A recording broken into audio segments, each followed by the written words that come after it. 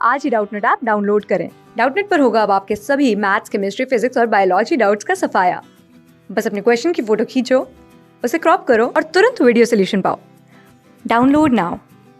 यहाँ पर क्वेश्चन में हमसे कहा गया है कि हमारे पास में लिथायरस ओडोरेटस का एक ब्लू फ्लावर्स वाला और लॉन्ग पोलन ग्रेन्स वाला हाइब्रिड प्लांट है और इसका हम टेस्ट क्रॉस करते हैं रेड फ्लावर वाले और राउंड पोलन ग्रेन्स वाले एक होमोजाइगस रिसेसिव प्लांट के साथ। तो यहाँ पर जो हमें प्रोजेनी मिलेंगे इस क्रॉस के, उसमें कितने पेरेंटल टाइप्स ऑब्टेन होंगे अगर ये दोनों जीन्स सिस स्टेज में पेरेंट्स में प्रेजेंट हैं। तो लिथायरस ओडोरेटस जो हमें यहाँ पे साइंटिफिक नेम दिया हुआ है, ये हम स्वीट पी के लिए यूज करते हैं और इसमें हम क्या देखेंगे, दो कैरेक्टर्स हमारे इस डाइहाइब्रिड क्रॉस के अंदर हमने लिए हुए हैं। कौन से? एक तो इसका फ्लावर कलर और दूसरा इसका पोलन ग्रेन का शेप। अब ये दोनों यहाँ पर जैसा कि हम देख सकते हैं कंट्रास्टिंग कैरेक्टर्स हैं, यानी दो डिस्टिंक्ट चॉइसेस दोनों ही केसेस में हमको मिलेंगी। फ्लावर कलर दो तरह का हो सकता है, ब्लू या वॉयलेट कलर का जो फ्लावर है डार्क कलर का, वो यहाँ पर डोमिनेंट होता है। तो यानी यहाँ पर हम बी जीन ले लें इसको कंट्रोल करने वाली, तो डोमिनेंट वाली एलील कैपिटल बी हो जाएगी हमारी, और हमारा फ्लावर रेड कलर का तब होता है जब हमारे पास स्मॉल बी वाली एलील हो। उसी तरह से पोलन ग्रेन में हम देखते हैं कि long pollen grains capital L से डिनोट कर देंगे हम इस डोमिनेंट एलील को, ये हमारा डोमिनेंट फिनोटाइप हो गया, जबकि जो राउंड शेप की है ये हमारा रिसेसिव फिनोटाइप है, स्मॉल एल से डिनोट करेंगे। तो यहाँ पर क्योंकि दो कैरेक्टर्स को इकट्ठे हम ऑब्जर्व कर रहे हैं, तो एक तरह का डाइहाइब्रिड क्रॉस है। और टेस्ट क्रॉस हम तब बोलते हैं जब किसी डोमिनेंट फिनोटाइप वाले ऑर्गेनिज्म को हम इसके रिसेसिव पेरेंट के साथ क्रॉस करके देखना चाहते हैं कि ये हमारा जो डोमिनेंट फिनोटाइप शो कर रहा था, इसका अंडरलाइंग जीनोटाइप हेट्रोजाइगस था या होमोजाइगस। तो यहाँ पर हमने जो हाइब्रिड ब्लू फ्लावर और लॉन्ग पोलन वाला प्लांट लिया, इसका जीनोटाइप क्या होगा, हमारे पहले पेरेंट का हाइब्रिड बोल रहे हैं, मतलब दोनों ही जीन्स के लिए हेट्रोजाइगस कंडीशन होगी। बी भी एक कैपिटल एक स्मॉल और एल भी हमारे पास एक कैपिटल एक स्मॉल होगा। और क्योंकि टेस्ट क्रॉस कर रहे हैं तो दूसरे पेरेंट का तो जीनोटाइप इन्होंने क्लियर बता ही दिया, होमोजाइगस रिसेसिव दोनों जीन्स के लिए, यानी इसके पास कोई भी डोमिनेंट एलील होगी नहीं, बी भी दोनों छोटे और एल भी दोनों छोटे होंगे। तो इस तरह के क्रॉस में हम देखेंगे कि यहाँ पर तो हमारे कई तरह के गैमीट्स पॉसिबल हैं क्योंकि हेट्रोजाइगस कंडीशन है, लेकिन हमारा ये जो रिसेसिव वाला पेरेंट हमने लिया था एक ही तरह के गैमीट बना पाएगा, तो केवल स्मॉल बी और स्मॉल एल वाले गैमीट इसके बनेंगे, जबकि हमारे ये हाइब्रिड पेरेंट के कई तरह के बन सकते हैं।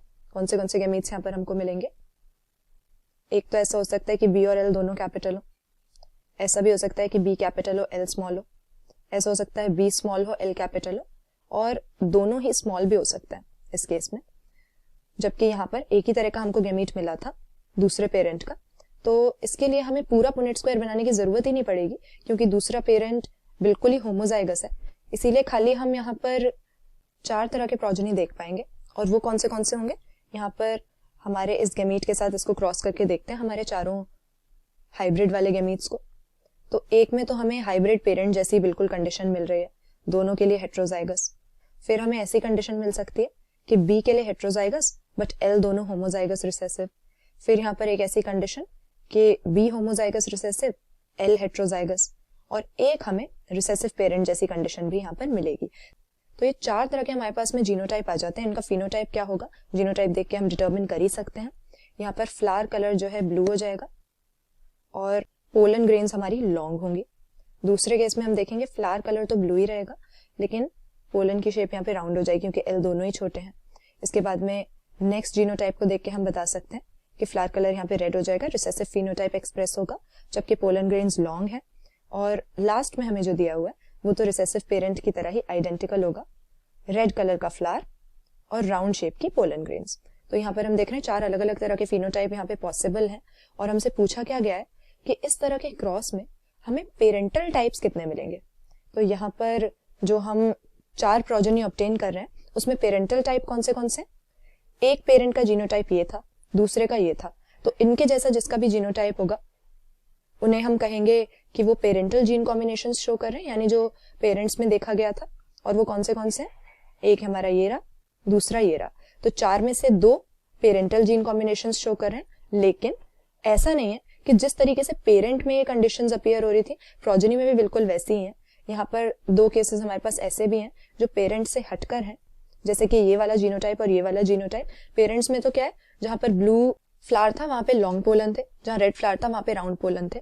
लेकिन यहाँ पर प्रोजेनी में हम रिकॉम्बिनेशन भी देख सकते हैं, यानी ऐसे जीन कॉम्बिनेशंस हमें देखने को मिलेंगे जो कि पेरेंट्स में मौजूद नहीं थे। और ऐसा इसलिए होता है कि यहाँ पर डाईहाइब्रिड क्रॉस के अंदर हम 2 अलग अलग जीन्स की जो है इनहेरिटेंस देख रहे हैं, और इसीलिए इनके बीच में कहीं ना कहीं रिकॉम्बिनेशन जरूर होगा। तो अगर ये जीन्स बिल्कुल एक दूसरे से सेपरेट है, आपस में इनका कोई भी एसोसिएशन नहीं है, यानी मेंडल के लॉ ऑफ इंडिपेंडेंट असॉर्टमेंट के अनुसार अगर हम देखें, तब तो यहाँ पर जैसा हमने पुनेट स्क्वायर में प्रिडिक्ट किया है वैसा ही होगा। 4 में से 2 पेरेंटल टाइप्स और 2 रिकॉम्बिनेंस हमें मिलेंगे, यानी 50% रिकॉम्बिनेशन और 50% पेरेंटल जीन कॉम्बिनेशन। लेकिन यहाँ पर क्वेश्चन में हमें क्या बोल रहे हैं कि ये जीन्स सिस स्टेज में प्रेजेंट है। और सिस स्टेज से हमारा क्या मतलब होता है, सिस और ट्रांस 2 तरह की कंडीशन होती है। सिस स्टेज का मतलब है कि ये दोनों जीन्स एक दूसरे के पास पास लोकेटेड हैं, एक ही क्रोमोसोम के ऊपर है। और इस तरह की कंडीशन में जब 2 जीन्स आसपास होती हैं तो इंडिपेंडेंट असॉर्टमेंट पूरी तरह से काम नहीं कर पाती, क्योंकि एक तरह की फिजिकल एसोसिएशन इन 2 जीन्स के बीच में बन जाती है। भले ही हम 2 अलग अलग जीन सेट्स की यहाँ पर बात कर रहे हो, लेकिन अगर वो पास पास लोकेटेड है, सिस स्टेज में है, तो हम कह सकते हैं कि इनके बीच में लिंकेज हो जाती है।